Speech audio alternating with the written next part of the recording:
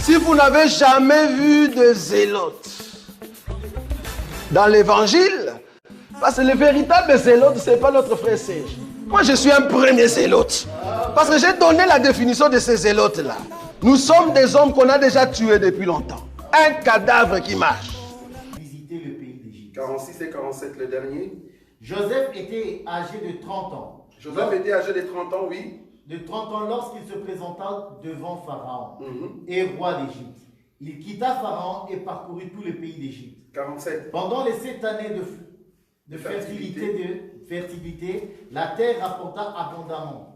Merci. Parole du Seigneur. Amen.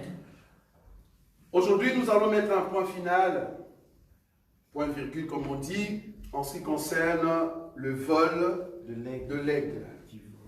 Si Dieu le veut, prochainement nous allons commencer un autre enseignement, peut-être avec un autre homme de Dieu. Si Dieu le veut, je peux encore continuer. Ici, pour ce dernier point, vous avez remarqué que tout au long de cet enseignement, je vous ai montré que être chrétien aujourd'hui, c'est trop puissant. Pourquoi? Parce que si tu fais partie de la Vierge sage, c'est une grâce. Parce que tu portes la sémence des dieux.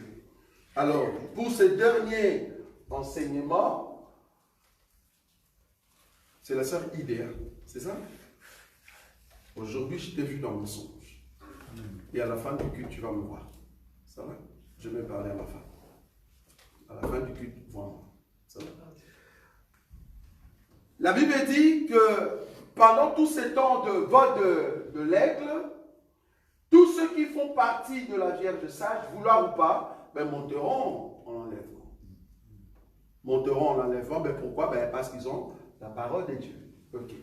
Nous avons démontré que si tu ne pars pas avec nous en enlèvement lors de retour de notre Seigneur Jésus-Christ dans les airs, tu vas rater des bonnes choses. Alors, aujourd'hui, je vais mettre fin pour vous montrer que l'enlèvement fait partie de l'agenda de Dieu. Ça ne peut pas rater. Donc si tu rencontres une personne qui dit « Ah ça va rater », non, c'est faux. L'enlèvement ne ratera pas. Avant que Dieu commence la création, il avait déjà un agenda. Et dans cet agenda, il a fait des points. Le point qu'on appelle des points capitaux, ça ne peut pas rater. Donc il vient de l'éternité, il commence. Quand il commence une chose, il sait là où il va. Il va. Par exemple, il vient de l'éternité. Dans sa tête, le premier élément qui devait marquer la création, c'était l'homme. Donc quand la Bible dit la terre était informe et vide, tout ça, il recherchait qui? Adam. Il recherchait Adam. L'eau était à la surface. Mais pourquoi faire cas avec une terre qui est remplie d'eau? Pourquoi ne pas aller au Jupiter, si c'est à Jupiter ou Mercure, je ne sais pas moi. Mais il est venu sur la terre. C'est parce qu'il cherchait Adam. Donc dans sa vision, il voulait créer un homme. Et cet homme-là doit avoir la sémence de Dieu. Et Dieu va lui donner le pouvoir de guider la terre. Waouh! C'est-à-dire, toute une planète, Dieu cherchait qui va, au fait, gérer la planète Terre. Il commence à créer, il dit, bon, ok, je sais déjà que ça sera Adam.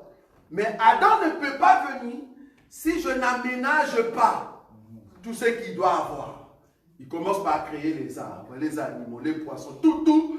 Donc il a aménagé pour que quand il va créer l'homme, l'homme ne se dérange pas. Donc le premier élément que Dieu avait en tête depuis qu'il a quitté l'éternité, en ce qui concerne la terre, c'était d'abord Adam. C'est pour cela que nous disons à nos étudiants que oubliez dans votre tête que Adam a été créé comme une poupée.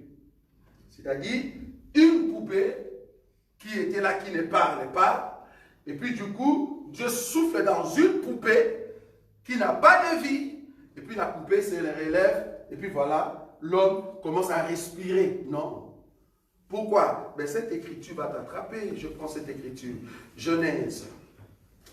Genèse, chapitre combien? Là où on parle, Dieu a créé, je crois que c'est 2. Alors, Dieu forma tous les animaux de la terre. Dieu forma les animaux de la terre. Je ne sais pas si vous voyez ça. C'est 7, hein? 2, 7. Hein?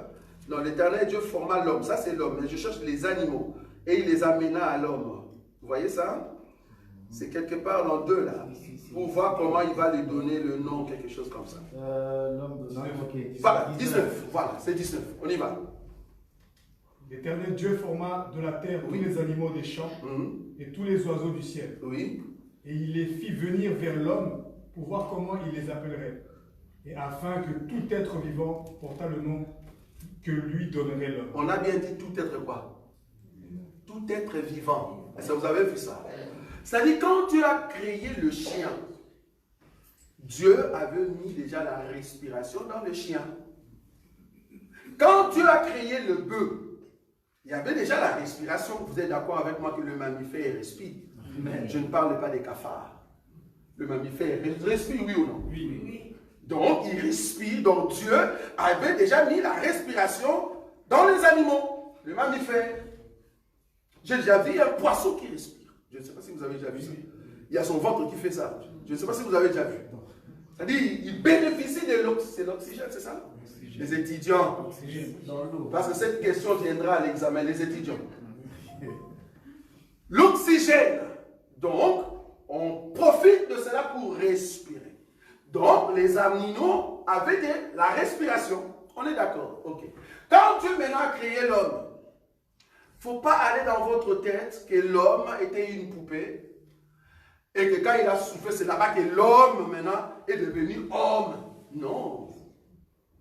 Ici, quand Dieu a créé l'homme, parce qu'il faut comprendre qu'il y a ce qu'on appelle le genre. Genre et puis, comment dire, des rangs. De rang animal. Je vous ai dit qu'il y a des animaux de bétail, les animaux des champs, et il y a la lignée de l'homme. Quand Dieu a créé l'homme, l'homme n'était pas encore homme, l'homme était animal. C'est ce qu'on avait dit. L'homme était animal. Alors il faut que cet homme reçoive maintenant la visitation de Dieu. Maintenant, quand l'homme était animal, ben, l'homme était debout. Ce n'est pas que l'homme était mort comme une poupée. Ce n'est pas normal, ce n'est pas juste ça. Parce que la partie animale est où alors? C'est comme si tu vas nous dire que la partie animale était encore poupée. Non, c'est fou. L'homme marchait. Alors Dieu a pris cet homme dans l'évolution où l'homme a atteint la capacité où Dieu peut venir souffler à l'intérieur. Quand on dit souffler, c'est-à-dire l'esprit de Dieu. Dieu n'a pas mis son esprit dans le chien ou le bœuf. Non. Il a trouvé que l'homme était capable de porter son esprit. C'est là-bas que Dieu vient mettre son esprit. Alors l'homme devient un être vivant. Quand on dit un être vivant par rapport à Dieu, cela veut dire capable de gérer toute la terre. Pourquoi? Parce que l'homme a maintenant le Saint-Esprit.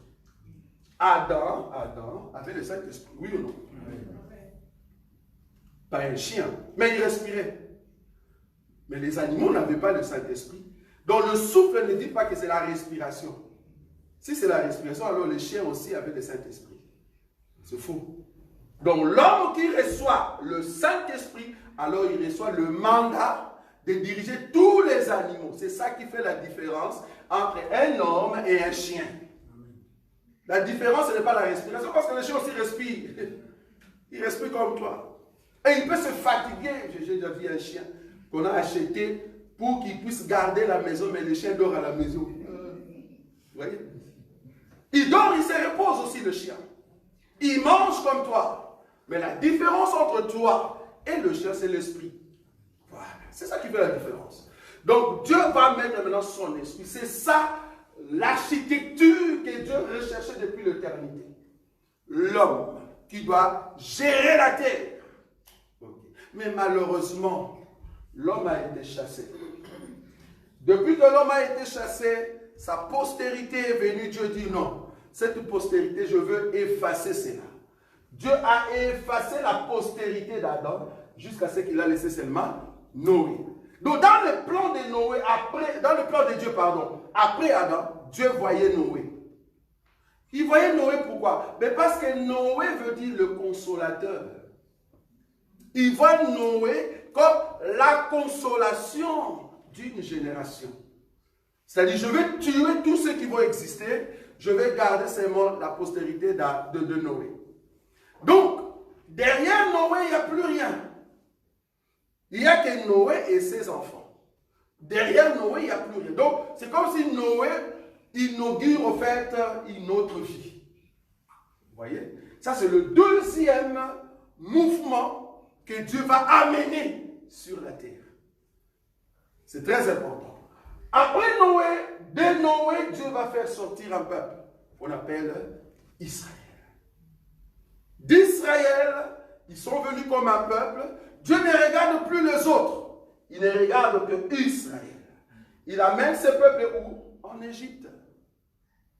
Donc, l'élément clé de Dieu, c'était, je vis Adam, je vois Noé, je viens maintenant par Israël, pour que Israël montre quoi? Ma puissance. C'est ça. Ça, c'est le plan de Dieu. Il veut montrer au monde qu'il est puissant. Il cherche qui? Il cherche au fait un peuple. Le peuple en question, c'est Israël. Et qu'est-ce que Dieu va faire? Il va neutraliser tout un pays, un royaume. Dieu va neutraliser tout un royaume. Je ne sais pas si vous comprenez quand on dit Égypte. J'aimerais déjà vous dire, l'Égypte du temps de Moïse, ce n'est pas l'Égypte que vous avez aujourd'hui. L'Égypte du temps de Moïse s'étendait vers le bas. Une grande partie d'Éthiopie était là-dedans. C'était tellement grand, un royaume puissant. Ça allait même au-delà de frontières que vous avez aujourd'hui. C'était un royaume très puissant. Mais remarquez que dans ce royaume-là, tous les premiers-nés, Dieu les a tués. J'ai bien dit, tous le premier-né, Dieu les a tués. Je suis désolé pour ceux qui pensent que Dieu est seulement agneau de Dieu. Dieu n'est pas seulement agneau de Dieu, Dieu aussi est lion. En tant que lion, il a besoin de manger la chair.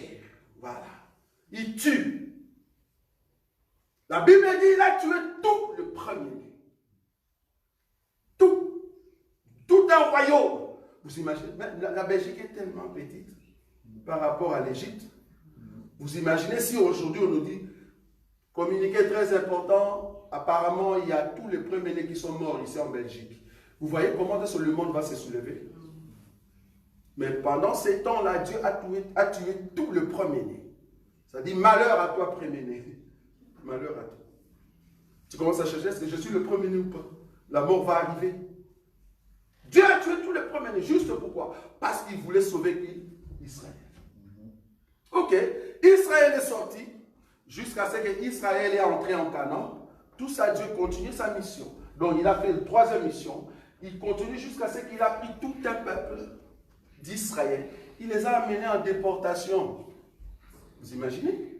Quand on dit déportation, c'est-à-dire votre propre pays, votre propre maison. Tu avais construit des buildings, mais on vient vous chasser dans votre propre pays. Sortez, sortez, que personne ne reste ici. Israël est sorti de son pays. Ça, c'était l'élément clé de Dieu. Faire sortir Israël de son pays. Ça, c'était le quatrième. Et le cinquième élément, qui est très fort, c'était d'envoyer son enfant. Après la déportation, jusqu'à ce que le Seigneur s'est décidé d'envoyer son propre enfant. En d'autres termes, Dieu lui-même est venu dans la chair. Quand nous disons enfant de Dieu, cela veut dire Dieu a pris la chair. C'est tout. Quand on dit enfant, ne souffre pas, ne vois pas les enfants que nous avons dans nos maisons. Non, c'est pas ça. Quand on dit enfant de Dieu, cela veut dire Dieu a pris la forme de la soumission pour prier lui-même. Je regarde le pasteur du Congo qui a dit, vous pensez vraiment que Dieu peut arriver si vous dites que Jésus est Dieu? Il arrive dans le Jourdain et puis la Bible dit que Jésus est entré dans l'eau. Quand il sort, une voix parle au ciel et puis il y a encore la colombe. Il faisait quel jeu? C'est-à-dire, lui-même, il s'est dit encore à lui-même que c'est lui est mon fils. Lui, il comprend en fait fils ou enfant veut dire enfant à la maison. Donc 2 personnes. C'est comme ça qu'ils sont dans la Trinité. Nous ne croyons pas à la Trinité. Nous croyons que Dieu, je ne sais pas ceux de ma génération, Dieu c'était Barba Papa. Je ne sais pas si vous connaissez ce film-là. Bon, les gens de cette génération, je ne sais pas s'ils ont encore ce film. Nous, quand nous grandissons, nos films, nos dessins animés étaient un peu bizarres. C'est vraiment un dessin animé. Vraiment, ils dessinaient quoi. Nous, on avait des dessins animés. Vous avez des 3D maintenant. Hein, c'est ça, non? 3D, et maintenant, il y a quoi? 2D, c'est ça? Il y a combien de D, là? On ne comprend plus. Il y a maintenant 3D, 4D, 5D, je ne sais pas si c'est 7D. Nous, c'était vraiment dessin, donc dessin animé. Donc, on a dessiné et puis on l'anime. Et puis, il y avait un dessin animé qu'on appelle Barba Papa. C'est qui Barba Papa? Donc, c'est un monsieur qui a ses enfants, mais la famille Barba Papa a le pouvoir. Il est Barba Papa et il a le pouvoir de devenir piano, mais en même temps, il reste encore papa. Vous voyez ça? C'est un Barba Papa. Donc, Dieu est capable de rester au ciel et en même temps être sur la terre. Un Barba Papa. Vous voyez? Donc lui-même est au ciel et lui-même est sur la terre. Ne souffrez pas. Parce que ces gens-là qui disent, ah non, c'est pas possible, nous leur posons la question. Et quand Dieu est venu voir Abraham, il est venu manger, c'est Abraham, oui ou non? Oui. Il est venu manger. Il a dit à Abraham, ce que tu as à faire, fais-le. Parce qu'Abraham lui a dit, écoute, je veux faire le barbecue pour toi. Je vais préparer, tu vas manger. Dieu tellement qu'il aime manger. Ça, vous savez, non? Vous savez que Dieu aime manger. Dieu aime manger et aime boire. Ça, vous savez ou pas? Parce que tout chrétien qui n'aime pas manger, qui n'aime pas boire, tu n'iras pas au ciel. Bon, toi, tu penses que c'est vraiment manger le foufou, quoi. C'est pas ça. Manger la parole de Dieu et la révélation de la parole. Dieu, qu'est-ce qu'il a fait? Il a dit, vas-y, va faire ce que tu as à faire. Et c'est comme ça qu'Abraham a commencé à préparer pour Dieu. Et Dieu attendait. En tout cas, les mamans sont ici. Quelqu'un qui est venu vous rendre visite et à l'improviste, vous partez prendre un animal que vous allez tuer et que vous allez mettre des ingrédients. Vous allez faire des barbecues jusqu'à ce que la nourriture soit prête. Ça peut prendre combien de temps? Si tu es la femme la plus rapide du monde. Ça peut prendre combien de temps? Donnez-moi en tout cas un temps. 2 heures. 2 heures, c'est trop. Moi, en tout cas, c'est 15 minutes. Bon, cette nourriture ne sera pas cuite. On est d'accord? Parce que nous, on ne sait pas préparer. Mais les mamans savent préparer. Ils nous ont dit 2 heures pour que la nourriture soit comment? Bonne. Donc, Dieu a attendu 2 heures pour manger. Dans la maison de qui? D'Abraham. Dieu. Vous imaginez? Dieu qui attend 2 heures pour manger dans la maison d'Abraham et les Michael et les Gabriel au ciel. Donc si on leur pose la question, où est Dieu? Ah ben Dieu est parti voir Abraham. Donc toi tu penses que Dieu c'est un homme. Donc quand il était chez Abraham, au ciel il n'est pas là. Au ciel il n'est pas là. C'est comme ça que toi tu vois Dieu. Or nous, la façon que nous voyons Dieu, Dieu peut être au ciel et il est aussi sur terre. Dieu est ici en Belgique, il est aussi au Congo. Il est au Congo, en même temps il est en Italie. Ça c'est notre Dieu. C'est un Barba Papa, il est partout. C'est un Barba Papa. Donc du coup, le Dieu de gloire est devenu en fait le Fils. Donc Dieu lui-même est venu sur terre comme en tant que Fils. Ok. Là c'est l'élément 5. Parce qu'il vient en 5e position pour donner la grâce. Amener la grâce. Et là il sauve qui? En fait un peuple. C'est là-bas que commence le premier 7 ans. Le premier 7 ans de qui? De Jacob et de Joseph. C'est quoi le premier 7 ans de Jacob? Remarquez, on va lire. Jacob, Genèse, chapitre 29. Frère béni, le verset 18, tu commences à descendre. Genèse 29. Le verset, oui, vas-y. Jacob aimait Rachel. Oui. Et il dit, je te servirai 7 ans pour Rachel, ta fille cadette. Oui. Et Laban dit, j'aime mieux te la donner que de la donner à un autre homme. Reste chez moi. Ainsi Jacob servit 7 années pour Rachel. Et elles furent à ses yeux comme quelques jours, parce qu'il l'aimait. Ensuite, Jacob dit à Laban, donne-moi ma femme, car mon temps est accompli, et j'irai vers elle. Attends un instant. Là, tu es dans le verset 21. Lis rapidement le verset 17. Et puis, tu continues dans le verset 22. Léa avait les yeux délicats. Léa avait les yeux comment? Délicats. Continue. Mais Rachel était belle de taille Oui. et belle de figure. Ok, c'est bon. Maintenant, prends le verset 22. Laban réunit tous les gens du lieu et fit un festin. Oui. Le soir, il prit Léa, sa fille, Oui. et l'amena vers Jacob qui s'approcha d'elle. Et Laban donna pour servante à Léa sa fille Zilpa, sa servante. Le lendemain matin, voilà que c'était Léa. Alors Jacob dit à Laban, « Qu'est-ce que tu m'as fait? N'est-ce pas pour Rachel que j'ai servi chez toi? Pourquoi m'as-tu trompé ?» Laban dit, « Ce n'est point la coutume dans ce lieu de donner la cadette avant l'aîné. Achève la semaine avec celle-ci et nous te donnerons aussi l'autre pour le service que tu feras encore chez moi pendant 7 nouvelles années. » Jacob fit ainsi. Et il acheva la semaine avec Léa, puis Laban lui donna pour femme Rachel, sa fille. 29. Et Laban donna pour servante à Rachel, sa fille, Bilha, sa servante. Jacob alla aussi vers Rachel, qu'il aimait, plus que Léa. Et ils servirent encore chez Laban pendant 7 nouvelles années. Merci.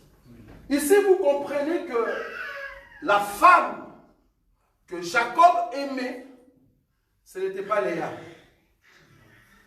La femme que Jacob aimait, c'était Rachel. Son amour était pour Rachel. Maintenant, Laban a dit, ok, comme tu aimes Rachel, tu vas travailler 7 ans. Mais le 7 ans dans les pensées de Laban, c'était au fait une 7 années déguisée.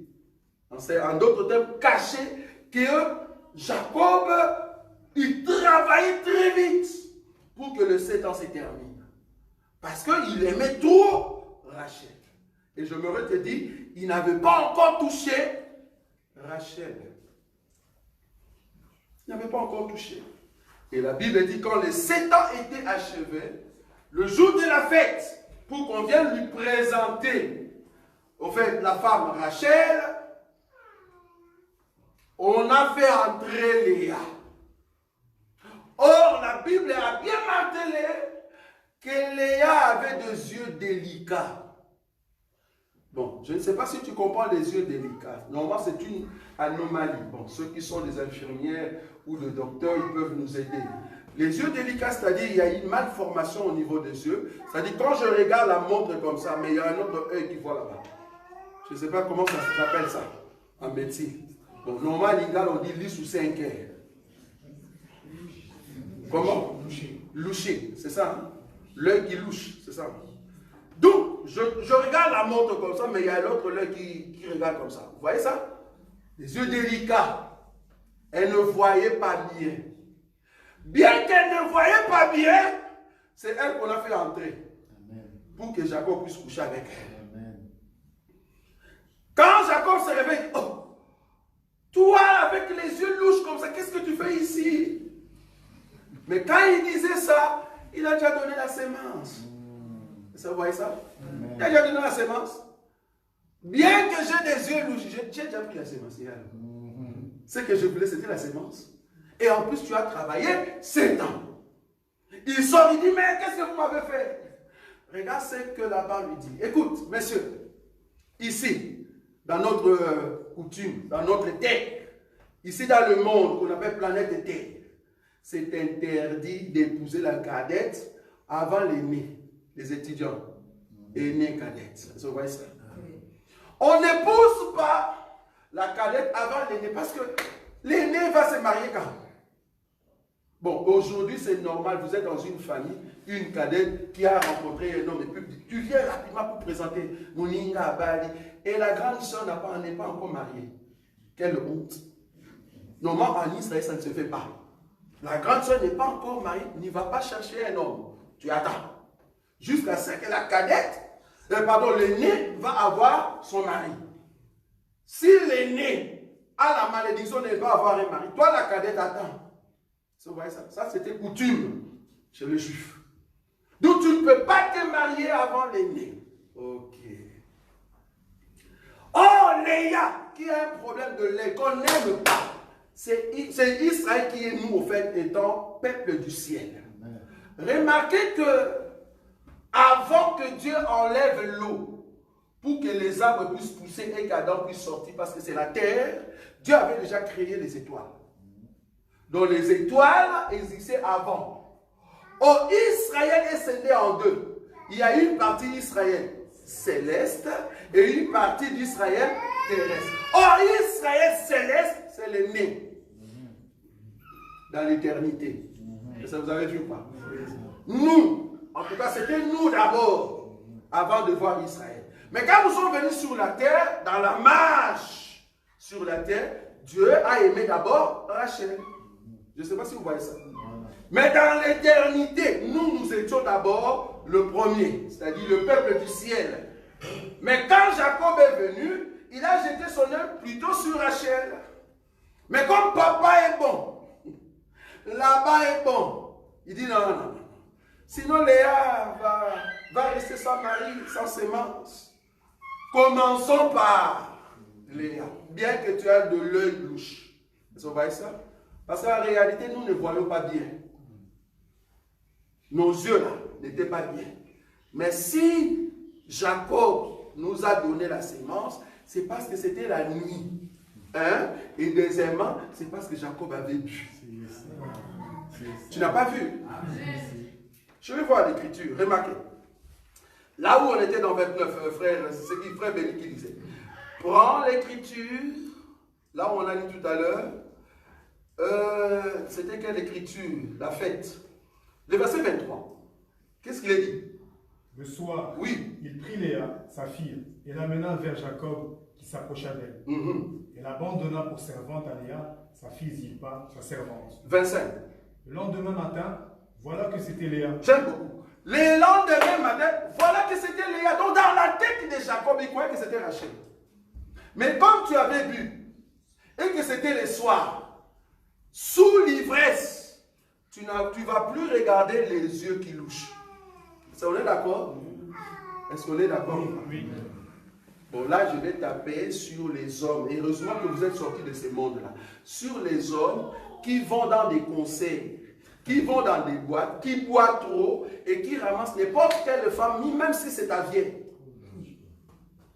Même si c'est une vieille. Tu la prends comme ça. Mais tellement que tu as pris de Jack Daniel. C'est ça, non? Ça s'appelle Jack Daniel? Je ne sais pas c'est qui. Jack Daniel, et tu l'as pris rapidement, tu es saoul. Tu danses avec n'importe qui dans des boîtes de nuit. Tu penses que c'était une femme alors que c'était un homme. Tu ne contrôles plus. Tu l'amènes dans l'hôtel. Et voilà. Comme Dieu, le matin, tu peux prendre une vieille qui a de boutons terribles. Mais tellement que la magie de la génération nous a amené les make-up. La vieille a caché quoi? Des rides. Et toi tu es là, dans la danse. Sous l'effet de quoi? De Jack Daniel. C'est la vieille qui danse. Et ces vieilles-là, apparemment, elles dansent bien. Apparemment. J'ai déjà rencontré papa dans ma vie. J'ai déjà vu. Non, il faut bien parler. J'ai déjà vu une telle vieille. C'était en France. On était avec maman Nadine. Et la vieille habitait juste à côté. Pendant la journée, cette vieille, elle vous prépare à manger. Quand tu la regardes, c'est une vieille. Et la vieille en question, elle a des tampons terribles. Elle a des rides terribles. Et elle ne peut pas marcher comme il faut. Tu vois, qu'elle a besoin de se tenir. Je ne sais pas par quelle magie, quand la nuit arrive, la dame se redresse. Et la façon qu'elle marche, tu dis ça, c'est une jeune fille de 25 ans. Et quand elle est entrée dans la fête, parce que c'était la fête, je crois, de ma belle-mère. Quand elle est venue dans la fête, je vous dis, on m'a dit que c'est elle. Alors que pendant la journée, j'étais parti pour laisser la nourriture. J'ai vu que c'était une vieille. Mais le soir, non, tu ne te rends pas compte que c'est elle. Elle se redresse normalement et bizarrement, elle a mis, bon, ça c'est vous, le fil qui mettez. Mais moi, j'appelle ça esprit de séduction. Elle nous a mis, comment on dit, des chaînettes, des amulettes, c'est ça? Des chaînettes sur la hanche. Et puis elle met un truc où tu vois son ventre. Une vieille qui montre son ventre avec des chaînettes. Et quand elle a commencé à danser, c'était terrible. Maintenant, si toi tu as bu et que sous l'effet de la bière ou de Jack Daniel, mais tu vas draguer une vieille. Et bizarrement, le vieil là ne refuse jamais quand tu la dragues. Ne refuse jamais. Je ne sais pas qu'est-ce qu'elle veut, le jeune. C'est ce qui est arrivé avec Jacob. En réalité, Dieu était venu pour Israël. Dieu n'était pas venu pour nous, bien-aimés. Dieu était venu pour Israël. Son amour, c'était pour Israël. Mais comme c'est le soir, Dieu a bu. Et il a trouvé la femme qui louchait, qui sentait mauvais, qu'on appelle Roger Boulet. Et qu'est-ce que moi je vais faire? Je sais pas. Je ne sais pas si vous avez compris. Amen. Dieu a trouvé la femme au temps où il est ivre. Pendant la nuit, où tout le monde, normalement, n'ont pas besoin de faire cas à la personne qui est devant. Et heureusement, Dieu nous a donné la grâce de bien danser. Est-ce que vous voyez ça? Bien que nous sommes vieilles, mais Dieu nous a donné la danse de bien danser. Nous avons pris Jacob. Viens, nous allons te montrer comment on danse.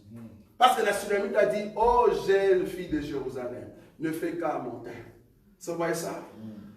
Parce que là, nous avons montré à Jacob comment on danse. Et Jacob avait aimé. Mais malheureusement, le matin, parce que le matin, vouloir ou pas, il y a Jack Daniel qui est parti.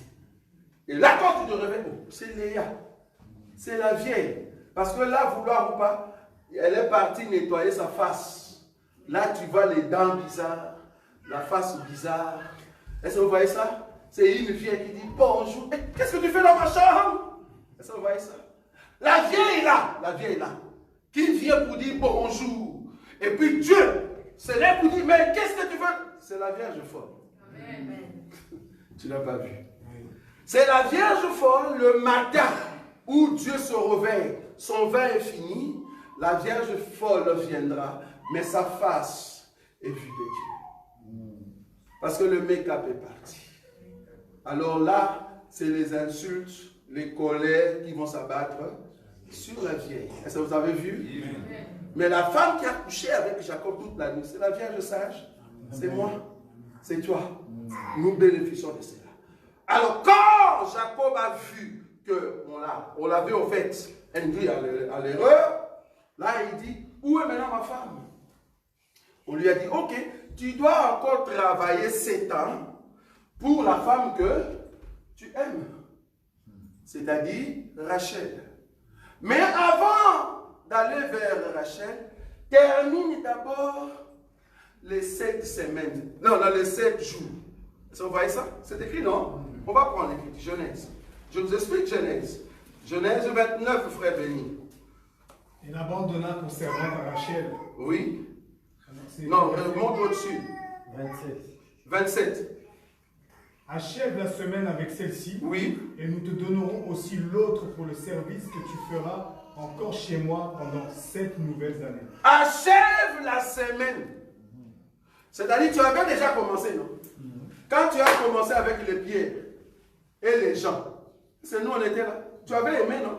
Tu étais avec les pierres et les gens. Continue ces temps-là jusqu'à ce que tu vas achever avec ceux qui sont à Bruxelles. Pourquoi tu vas abandonner? Est-ce que vous comprenez ce que je dis? Achève avec ceux qui sont à Bruxelles.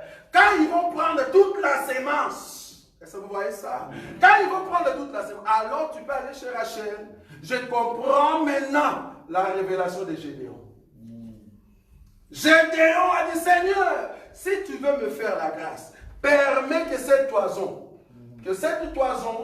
qui est la pluie, qui tombe seulement dans les toisons, mais que la pluie ne tombe pas tout autour. Est-ce que vous voyez ça?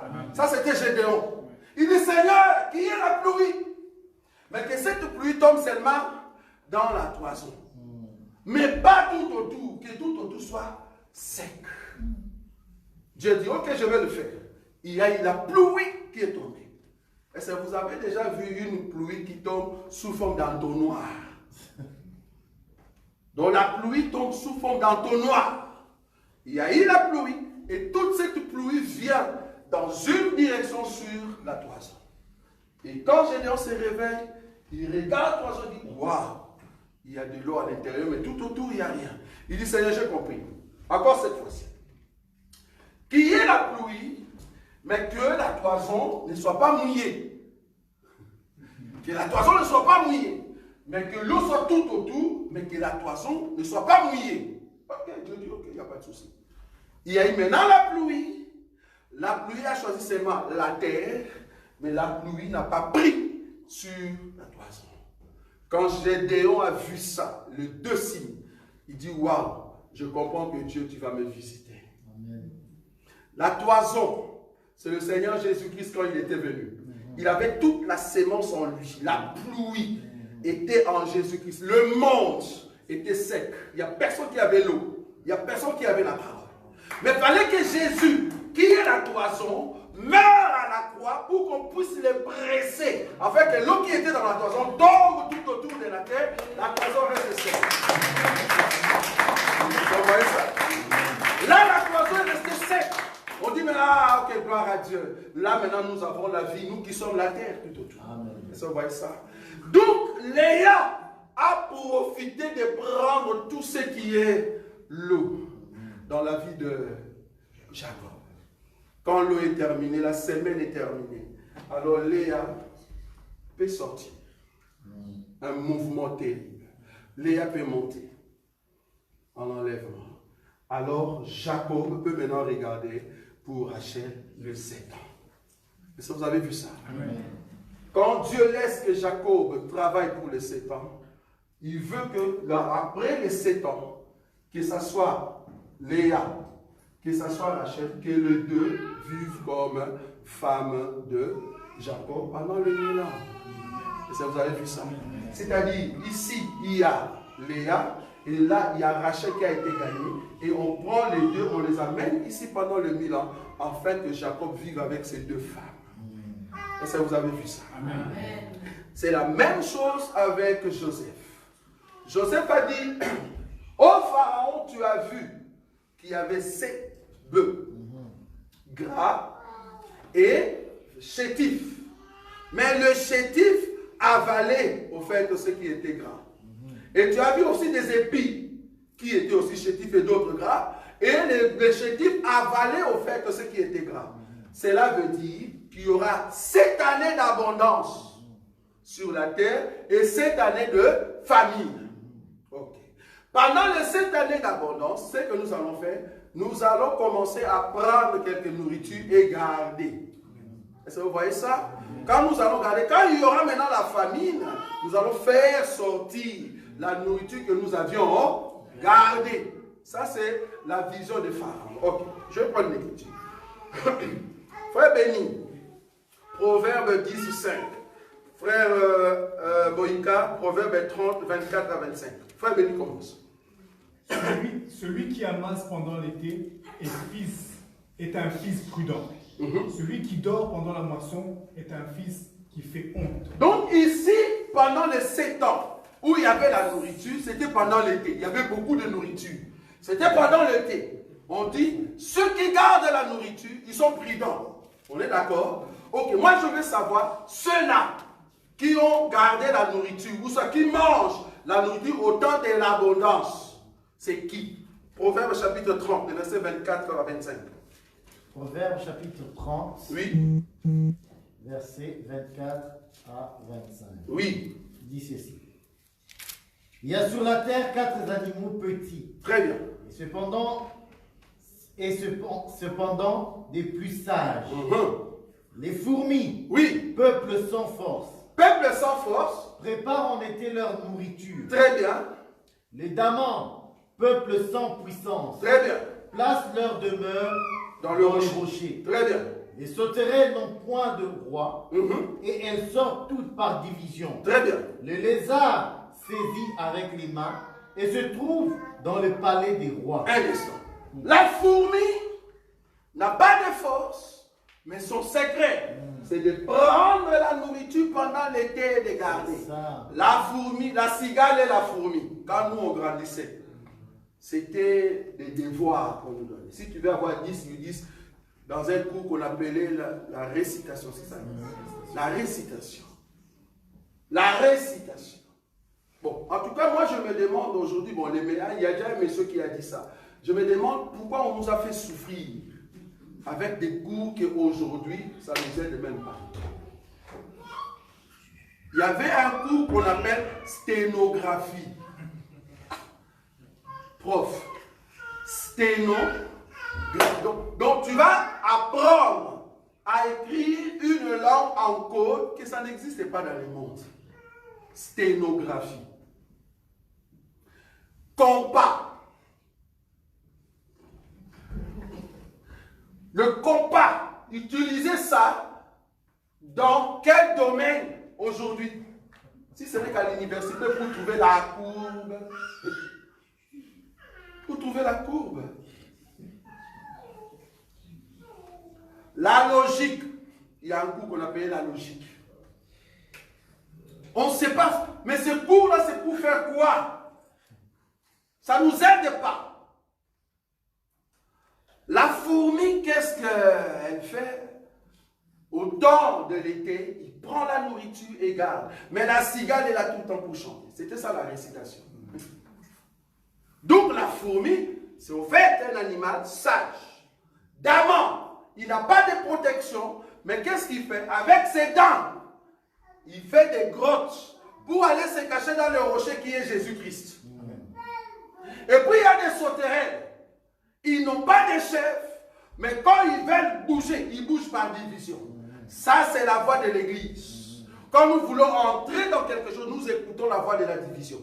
Quand je dis division ici, c'est le groupe, la masse qui vont avec le Saint-Esprit. Et puis il y a les derniers qu'on appelle les arts. Trop faibles, mais mystérieusement, elles se retrouvent où ils se retrouvent? Dans la maison du roi. Amen. Mais comment tu es arrivé là-bas? Mais c'est par la grâce que Dieu nous a amenés dans la maison du roi. Et on dit que cet animal est sage. Donc, nous sommes la Vierge sage qui se retrouve dans la maison du roi. La maison du roi, ce n'est pas sur la terre, c'est dans les cieux. Ce n'est pas que nous montons, frère. On se retrouve là-bas. Ce n'est pas Rachel qui va monter. Bon, je parle ici Rachel comme étant prophétie et révélation. Pas Rachel en tant que doctrine. Doctrine, Rachel sera avec. Ça vous comprenez, non? Amen. Dans la prophétie, Rachel, qui est le type d'Israël, ne montera pas. Mais nous, on se retrouvera dans la maison du roi. Donc, la fourmi est sage. Ok. Je prends une autre écriture. Amos. Amos chapitre 8, frère Moïka. Le verset 11. Amos, chapitre 8, le verset 11. Oui. Voici, oui, le jour vient, dit le Seigneur l'Éternel, oui, où j'enverrai la famine dans le pays. La famine, oui, continue. Non pas la disette du pain oui, et la soif de l'eau, mais la faim et la soif d'entendre les paroles de l'Éternel. D'entendre les paroles de l'Éternel. Donc la faim qui arrive, quand on dit été, cela veut dire qu'il y a l'abondance de la parole. Aujourd'hui, si tu vas sur TikTok, tu vas voir une dame, bien-aimée, je suis prophétesse, je vois, c'est bien. Tu vas voir un monsieur, Seigneur, t'aime. Tu vas ici dans un coin, tu vois quelqu'un dit, allez, évangélisation, que le Seigneur vous garde. Tu vas ici quelque part à Clémenceau, c'était quand c'était le samedi, et puis tu vas rencontrer mon frère, les padres, qui va faire un groupe qu'on appelle Adonai. Et là, tu vois Priscilla qui chante et qui danse. Hein? Il y a une danse là d'un petit qui est là, un garçon. On l'appelle Tchouchou. Regardez quel est le nom. Il s'appelle Tchouchou. Et le petit balance des danses terribles. Et moi, j'étais là, je regardais. Bon, moi, je regardais en tout cas ma fille Rina et Priscilla, parce que ce sont nos filles. Tout le monde était à la visage. Il faut voir comment nos filles dansaient. Il y a qui dit, je dis, bon, ça, il y a qui dit, ça veut dire quoi? On ne sait pas. On veut monter. Tout le monde dansait, tout le monde soulevait les mains. Je dis, ah, ça, ils prêchent à leur manière. Et vous voyez ça? C'est l'évangélisation, mais à leur manière. Pourquoi? C'est l'abondance de la parole. Il y a la parole partout. Personne ne peut dire qu'aujourd'hui, il n'y a pas la parole de Dieu. Faux. Nous sommes contents de l'abondance. Il y a beaucoup de paroles partout. Tu peux ramasser partout. Si tu vas à Clémenceau, tu prends. Tu vas ici, tu viens ici, tu... Il y a l'abondance de la parole. Mais je vous dis, quand il y aura enlèvement, il n'y en aura plus. On va entrer dans un temps de la famine. C'est-à-dire, il n'y aura plus la parole de Dieu. Il faut profiter maintenant, là où tout le monde peut vous dire quand même que Jésus-Christ vous aime. Profite maintenant. C'est le temps où si tu es la fourmi, prends la nourriture et garde en toi. C'est le temps de l'abondance. Tu penses que tout ce qu'on fait, peut-être c'est de la distraction. Tous ceux qui aiment le Seigneur, ils aiment créer quelque chose pour que le nom du Seigneur Jésus soit annoncé. Soit annoncé. Vouloir ou pas. Que ce soit dans des concerts, que ce soit dans des prédications, que ce soit en dehors, que ce soit sur TikTok, YouTube, Facebook, partout. Tout le monde parle de Jésus, c'est bien. C'est le temps de l'abondance. Mais il y aura un temps où ça, il n'y en aura plus. Ça sera le temps où tu vas commencer à chercher la parole. Il n'y en aura plus. Mais gloire soit rendue à Dieu. Nous avons déjà profité avec Jacob. Nous sommes Léa et nous allons monter en enlèvement. Mais ça sera le temps où la famine viendra. C'est-à-dire, les vaches maigres vont commencer à faire leur éruption. Il n'y aura plus la parole. C'est la souffrance. C'est ça le 7 ans qui viendront après. Mais après ces 7 ans-là, le temps revient normal. C'est-à-dire, nous avons deux côtés. Le premier 7 ans, c'est-à-dire le temps de l'abondance, c'est aujourd'hui. Mais après l'enlèvement, il y aura encore d'autres 7 ans, c'est le temps de la souffrance, de famine, la grande tribulation qui viendront, comme on dit, le coupe. L'heure où le Seigneur va se mettre en colère.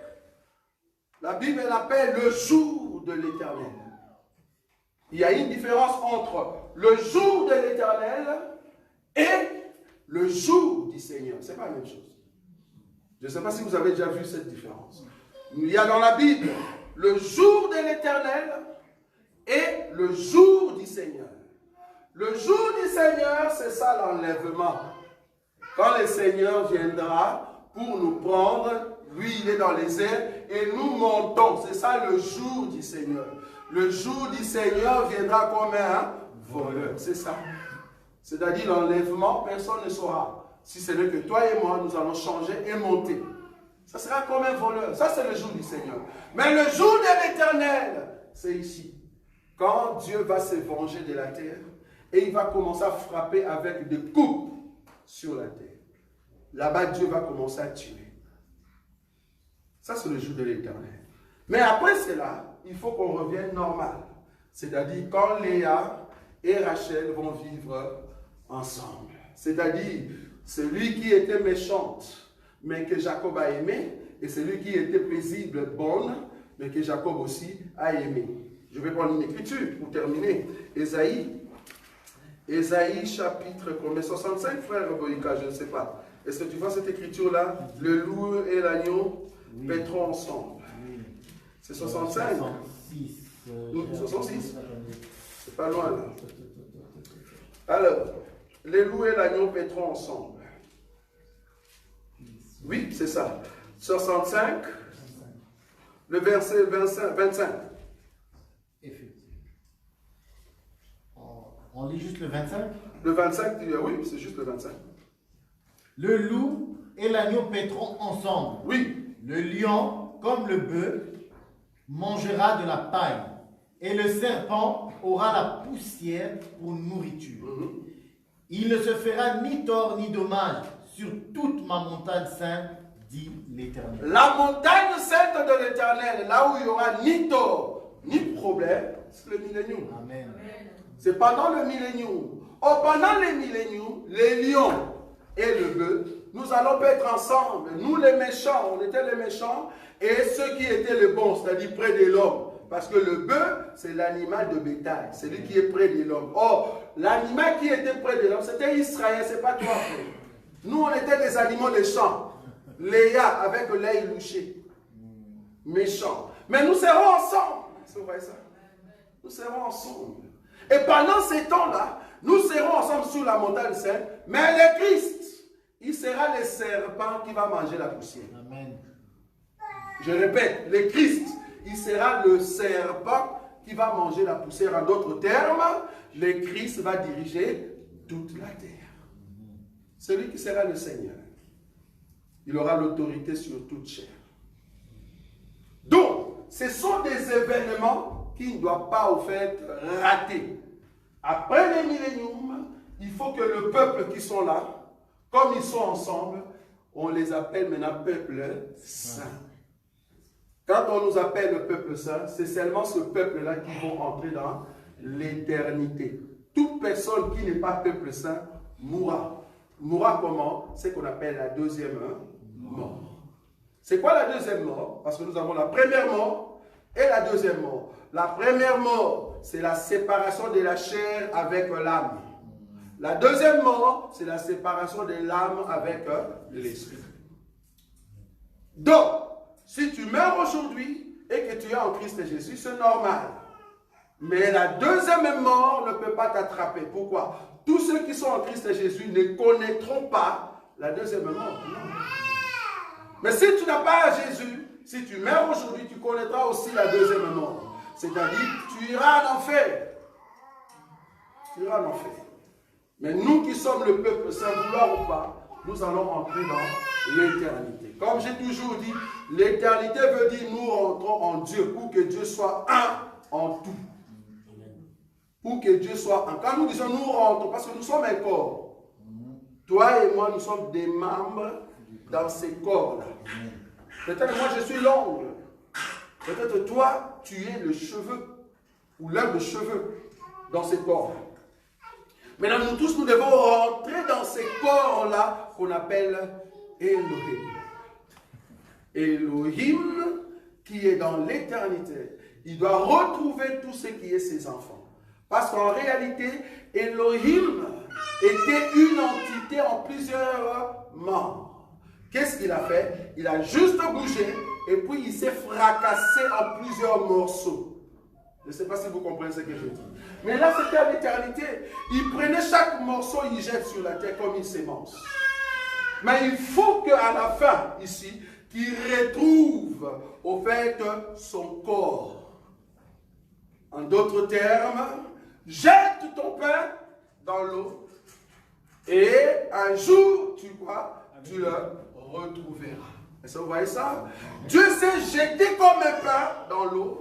Et là, il a retrouvé beaucoup de poissons. Parce que quand on jette des pains dans l'eau, ce sont les poissons qui doivent manger. Or, le pain, c'est l'argent qu'on a trouvé dans la bouche d'un poisson. Les poissons en question qui devaient sauver deux personnes. J'aime ça. Sauver qui? Jésus et Pierre. Parce qu'il faut payer la tribu. Or, cette tribu ne peut venir que de l'argent. Or, l'argent, en réalité, vient des poissons. Pierre et Jésus représentent les deux qui doivent prêcher ici. Pour qu'ils aient leur tribu, il faut d'abord rechercher les poissons qui avaient mangé l'argent. Or, les poissons qui avaient mangé l'argent se trouvent ici à Bruxelles.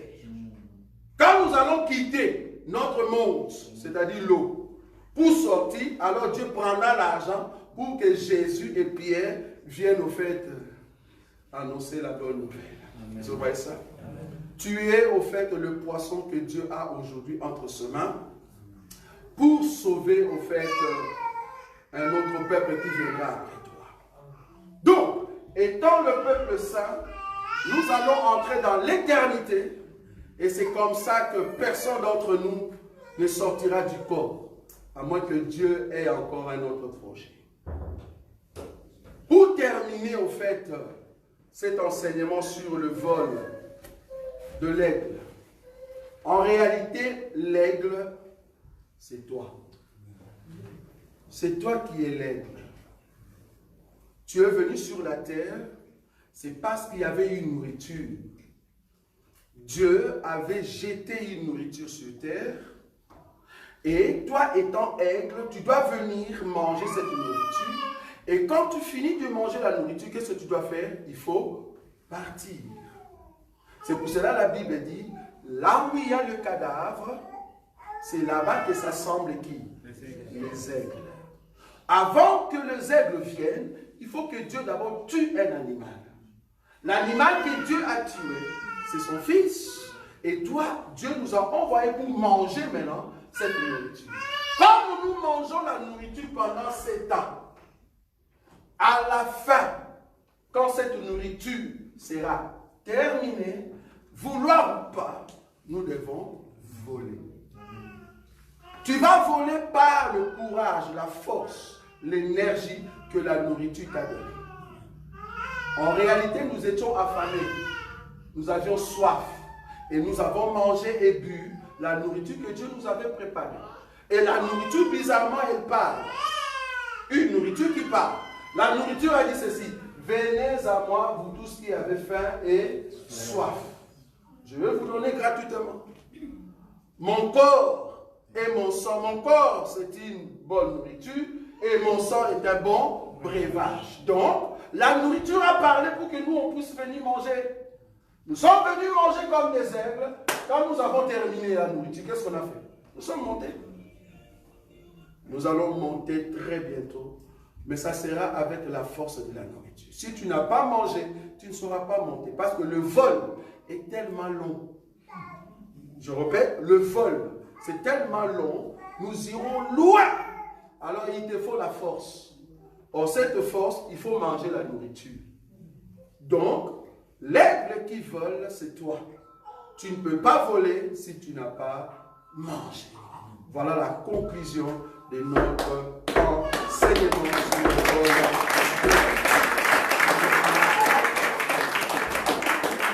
Que le Seigneur soit loué. Oh, tu vas juste remercier le Seigneur en acclamant Jésus qui se tient.